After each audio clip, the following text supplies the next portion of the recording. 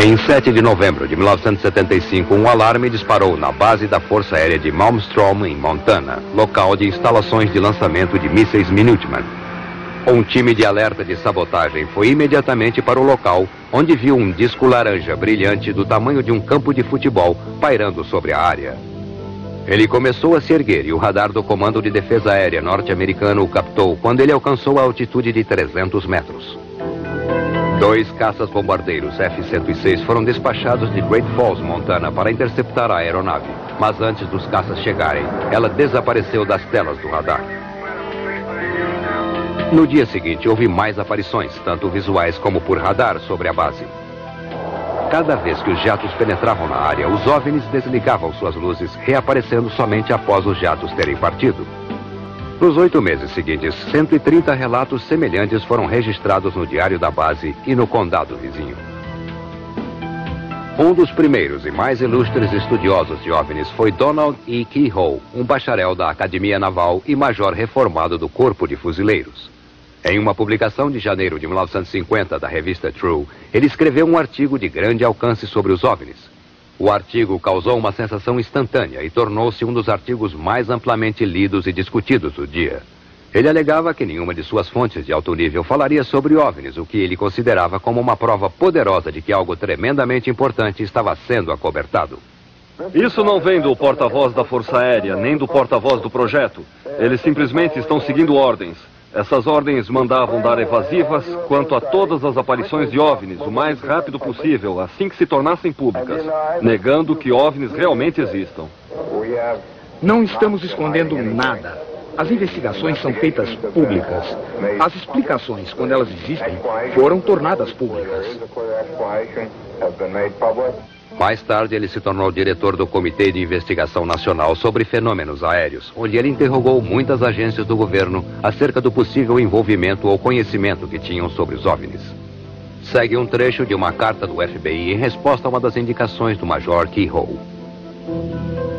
Em resposta à sua carta de 22 de setembro de 1958, este departamento não tem informação sobre objetos voadores não identificados que possa ser divulgada. Isto não significa que este departamento tenha informações relativas a objetos voadores não identificados que não possam ser divulgadas. Possíveis comunicações com veículos extraterrestres de outro planeta, caso o objeto voador não identificado prove ser extraterrestre, não é função do Federal Bureau of Investigation. Assinado John Edgar Hoover, diretor do FBI.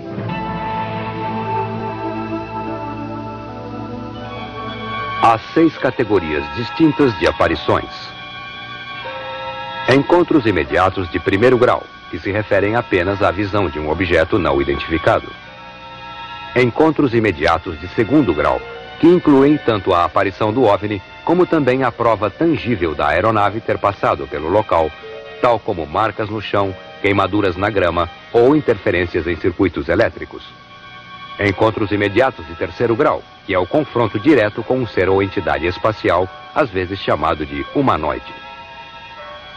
Encontros imediatos de quarto grau envolvem a alegação de sequestro, onde pessoas afirmam terem sido involuntariamente levadas a bordo de um OVNI, geralmente para propósitos experimentais. Encontros imediatos de quinto grau envolvem contatados, ou pessoas que afirmam estarem em contato pessoal com entidades de OVNIs, geralmente por meios metafísicos ou ocultos.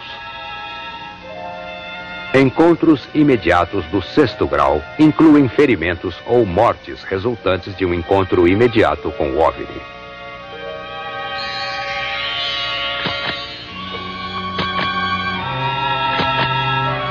Uma das maiores ondas de aparições de OVNIs na história moderna ocorreu em 1965, com mais de 500 casos relatados durante apenas os meses de verão. Um destes casos foi perto de Ann Arbor, Michigan, onde 50 pessoas e 12 policiais em 3 condados relataram ter visto objetos brilhando e cruzando os céus antes do amanhecer. Naquela noite, 87 alunas do Hillsdale College, perto de Ann Arbor, viram um objeto voando e emitindo luzes brilhantes por um período de cerca de 4 horas. A revista Life disse: "Chamem-nos como quiserem, discos voadores, objetos voadores não identificados ou ilusões óticas. Eles estão de volta e foram vistos por mais pessoas que nunca. Na semana passada, as manifestações pareciam quase ter alcançado as proporções de uma invasão. Em Washington, o líder da minoria da Câmara dos Deputados, Gerald Ford, solicitou uma investigação minuciosa. Assim, as primeiras audiências do Congresso sobre os OVNIs começaram com uma sessão de portas fechadas em 5 de abril de 1966.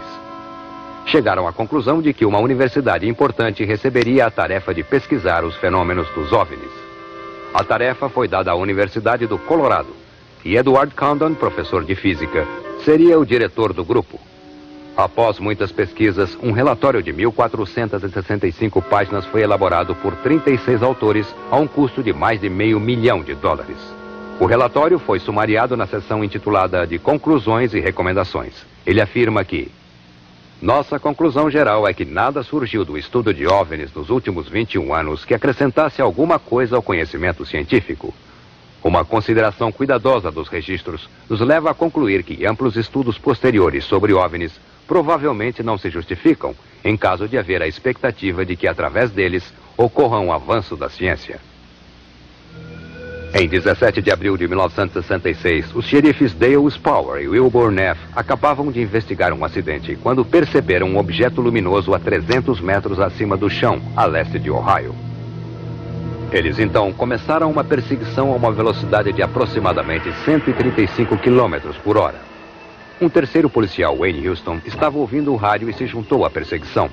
126 quilômetros depois, eles pararam em um posto de gasolina para abastecer, onde encontraram o patrulheiro Frank Panzanella, que também estava atrás do OVNI. Os policiais ficaram juntos, olhando o objeto pairar a leste. A essa altura, o objeto dirigiu-se para cima em grande velocidade e desapareceu. O projeto Livro Azul foi chamado para investigar. A versão oficial da Força Aérea foi de que ao menos 5 policiais experientes, um deles um veterano de tripulação aérea, realizaram uma perseguição veloz de muitas horas ao planeta Vênus.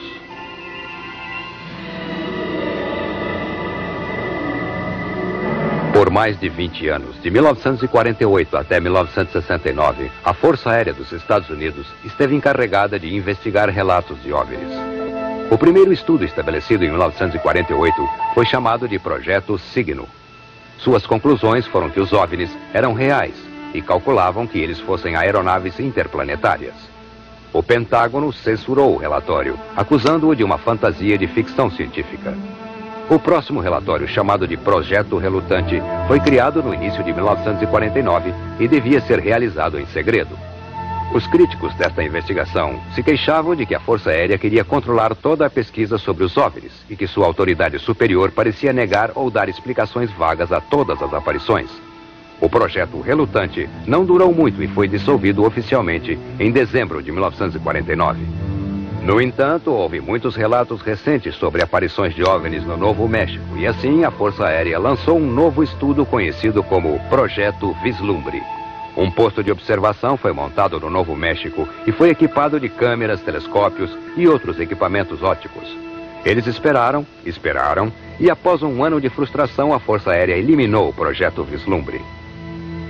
Não foi muito tempo depois que o governo começou com uma nova política de cooperação com a imprensa, divulgando informes regulares sobre aparições e investigações. Isso foi seguido por um ano explosivo de cerca de 1.500 relatos e investigações. A Força Aérea estabeleceu então uma força-tarefa denominada de Projeto Livro Azul, que iria se tornar o estudo mais sistemático feito pela Força Aérea.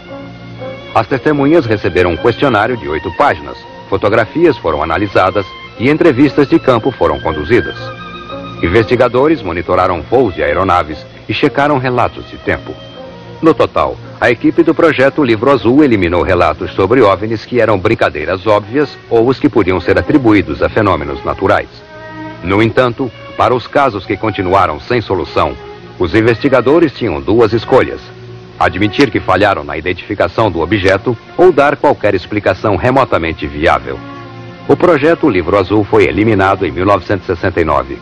Ele concluía que pouco, se é que alguma coisa, originou-se do estudo dos OVNIs e que a explicação menos provável sobre os OVNIs é a hipótese de visita a extraterrestres por seres inteligentes.